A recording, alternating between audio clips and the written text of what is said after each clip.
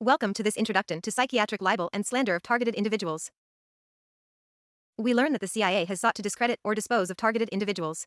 From operatives and analysts, we hear that psychiatric misdiagnosis, as libel or slander, has been its favorite method. We see unconstitutional detainment in action, and why statutes enabling it must be defenestrated per the U.S. Constitution.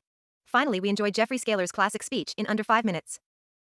In the CIA programs, the target is put through these phases as written in the documentation: disorient and confuse the target, use them for our purposes, and then dispose of them in any way possible. That's from Robert Duncan's summary of no-touch torture techniques in 2015. So how did the CIA and NSA dispose of their tortured targeted individuals? The CIA, NSA, DoD, and affiliates lie about assaulting civilians with V2K or directed energy since Project Moonstruck in 1952. They cheat by flagrantly violating Fourth Amendment rights to surveil and torture civilians in our homes. Then they enlist criminal psychiatrists or psychologists to misdiagnose covertly tortured targeted individuals as paranoid schizophrenics or bipolar. Perpetrators endeavor to have targeted individuals evaluated for psychiatric misdiagnosis. The US DoD and CIA pioneered this from the 1950s with V2K in Project Moonstruck, yet psychiatrists maintain that hearing voices or sounds indicates schizophrenia rather than over half-century-old technology demonstrated in a companion video. Psychiatrists and the DoD, CIA, and NSA, consequently, remain morally bankrupt. From a CIA whistleblower, Dr. Colin Ross wrote his Bluebird book after receiving 15,000 pages of CIA documents on a Freedom of Information Act request. He confirms that the CIA's favorite way of disposing of its victims is to lock them in a mental hospital and try to throw away the key. He also proved that most of the board members of the False Memory Syndrome Foundation were CIA. A medical doctor and former CIA operative explained, "The week after I refused a false flag assignment to instigate war with Iran, I was kidnapped in Virginia, tortured in an underground CACI facility next to CIA headquarters, and injected with CIA designer drugs. After I was released, I was thrown into a mental hospital to try to prove that I was crazy." The CIA uses long-acting BZ and amphetamines to discredit people. Russ Tice, the NSA analyst who blew the whistle on U.S. domestic spying, was also thrown into a mental hospital to give him a record. "I had no previous psychiatric hospitalizations and had never been prescribed drugs by a therapist. The medical physician promptly let me out of the hospital as sane but suffering from sleep deprivation. It took many months before the effects of the BZ wore off." Perhaps no element of torture is more egregiously gaslight than stalking with directed energy. Can directed energy weapons, abbreviated DEW, really hit targeted individuals, TIs, at home throughout days and nights? Demonstrably yes, DEW passed through walls and even grounded Faraday cages more than mobile phone reception and Wi-Fi. We'll next see a 1-minute example from a bedroom in Massachusetts into which there was no conventional line of sight, verified by a supplier of shielding material for the U.S. White House.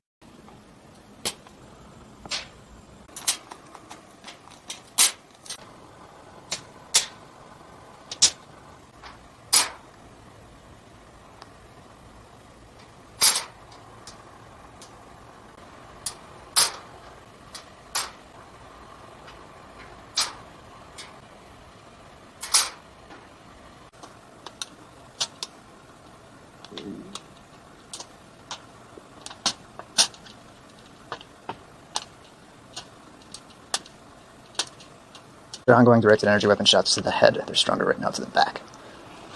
It's in the vicinity of 1:39 a.m. March 16th, 2021.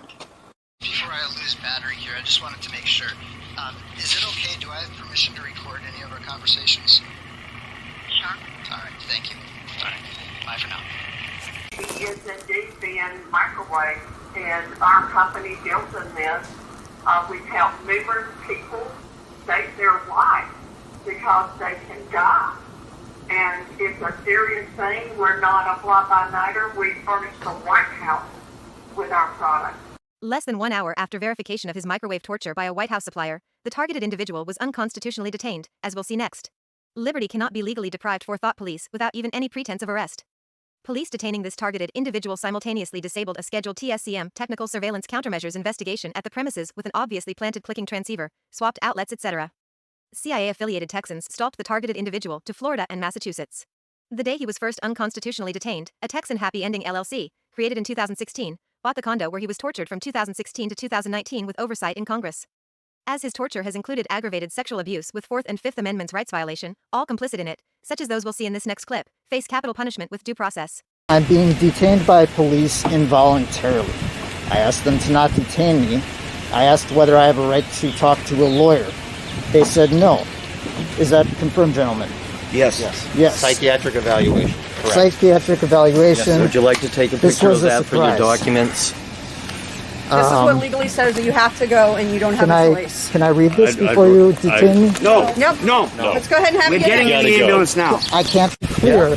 I'm asking to read the court order before you forcibly detain me, and you're saying no. I do not have the right to read the court order. I'll tell you what, can we start getting you ready and we'll let you read it while we're getting you set up? No, I'd like to read it. We got a 20-minute ride? Do I have a right to read it before I get in the ambulance? No. That I do not know, but it says basically bringing you to Cambridge Hospital from this location. I'd like to read it myself. Okay, once you're in the ambulance, you can do that. We just need to get going because we're so they're saying no.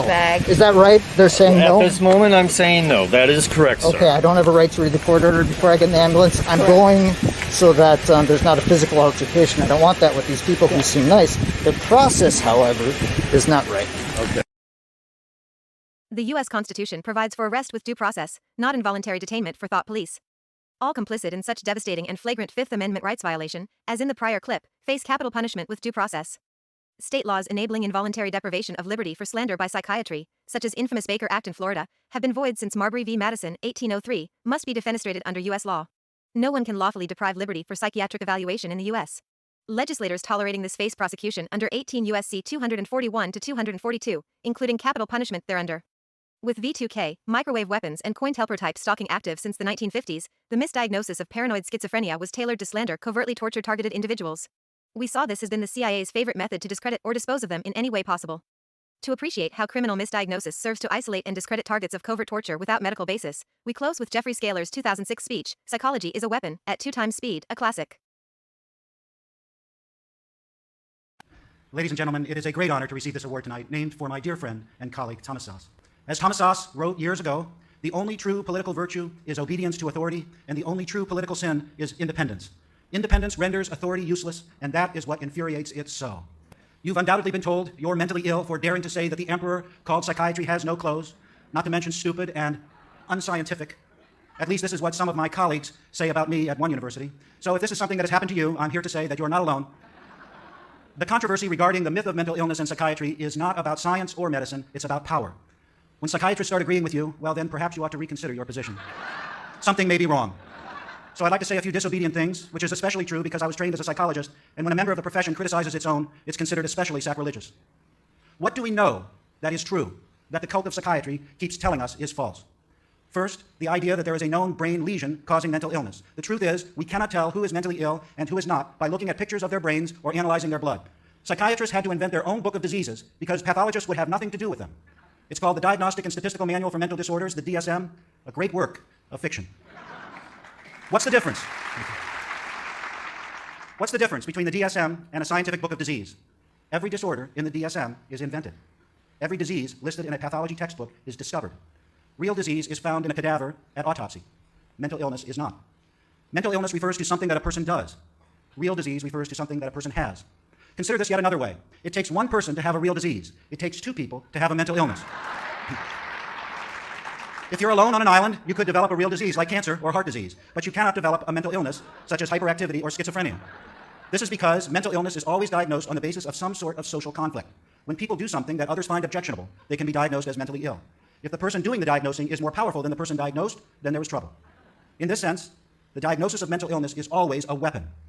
Not so when it comes to diagnosing real disease. Think of how when people get angry with one another, they inevitably resort to some kind of diagnosis. They say, you're crazy, you're mentally ill, you're paranoid. Can you imagine somebody getting angry with someone and saying, you have diabetes, you have Parkinson's disease? Social conflict has nothing to do with developing a real disease. You don't develop diabetes because someone doesn't like the way you think, speak, or behave. You have to have someone else present to judge that your behavior is morally good or bad in order to have a mental illness. So diagnosis is a weapon, a tool people use against one another, especially when there is some kind of power conflict present. And what of treatment? Treatment for mental illness is punishment. Look at our criminal justice system. When someone commits a crime and a psychiatrist is in the courtroom, a defendant may go to a mental institution instead of a prison. Can you imagine a judge saying, I sentence you to treatment for your cancer? I submit to you that psychiatric treatment is worse than prison. For in prison, they don't judge how long people should be deprived of liberty on the basis of what they think about themselves and the world. In a mental institution, of course, this is the case. If you don't think about yourself and the world correctly, you'll be punished longer. Psychiatrists love to say that mental illness is a real disease, just like cancer. The analogy between mental illness and real disease is not reciprocal. It doesn't hold both ways. Having cancer is not like being depressed. We don't shock people who have cancer to make them better, especially if they don't want to be shocked. Consider how melanoma, a deadly form of skin cancer, is a disease here, as well as in northern India. If you have melanoma, does it cease to exist if you move to another country, another culture? Of course not. If you're wandering the foothills of the Himalayas and meditating for 15 hours a day, you may very well be called a holy man in India. Take that same person, have him walk across the grounds of the Washington Monument in Washington, D.C., and he's diagnosed a paranoid schizophrenic and committed to a mental hospital. What do you think psychiatrists would do if Jesus were alive today, or Buddha, or Mohammed? Bada bing, right into a mental hospital, injected with drugs to stop their crazy beliefs and speech. Psychiatrists today are the true grand inquisitors. They would crucify the holy men and women of yesterday in an instant. My father was sent from Nazi Germany to America in 1933 when he was about 15 years old. From the time he was sent out of Germany by his family because he was a Jew until his dying day, 5 years ago, he had nightmares that the Nazis were persecuting him. He fought against them his whole life, awake and asleep. I used to ask him, Dad, what were people thinking in Germany back then? What were they thinking when they saw the Nazis parading about? And he used to say, nobody took them seriously. Nobody believed they could ever have the power to do what they did.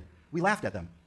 Now, while I encourage you to laugh in the face of those psychiatrists who argue that 2 + 2 doesn't equal 4, know too that we must also take them seriously, especially when it comes to the harm they have done to people in the name of helping them. For if we do not, history will repeat itself.